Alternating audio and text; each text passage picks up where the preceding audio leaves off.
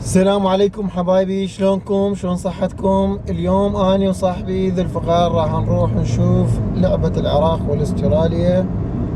الساعة 1:30 الظهر، تأخرنا 5 دقايق. راح نستعجل وشوفونا.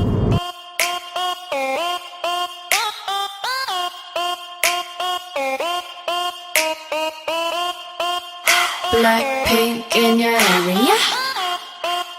Black pink in your area.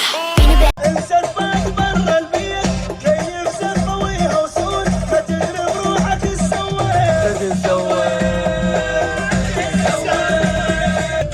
مش هالدنيانا كل من عادانا مش هالدنيانا كل من عادانا وحد سوانا ابو النوش الورد، هلو. وين رايحين؟ ما رايحين فوضى؟ البولو. فوضى. شو نشوف؟ لعبة العراق والاستراليا.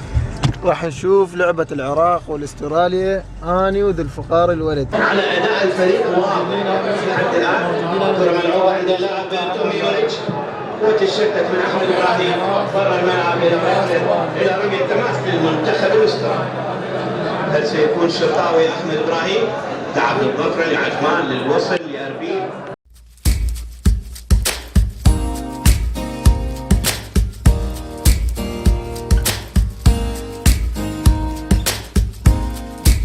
وصل هاي الاجواء، ننتظر الشوط الثاني ويا ربي يكون خير علينا.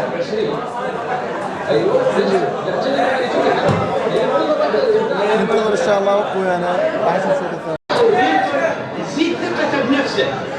علي عدنان، علي على التنفيذ، علي عدنان تلعب الكرة عالية رأسية طبعا على أمهاوي. اللعبة خسارة بين العراق واستراليا.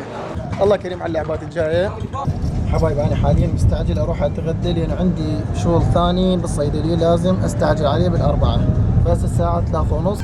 مثل ما بالقاع هي كانت بديت. حبايبي اليوم طبعا خسرنا ويا المنتخب الاسترالي 2-0.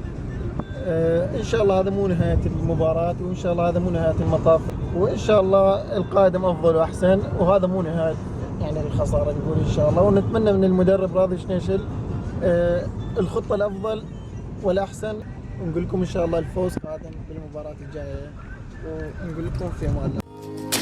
Never let you go now. Don't you give up.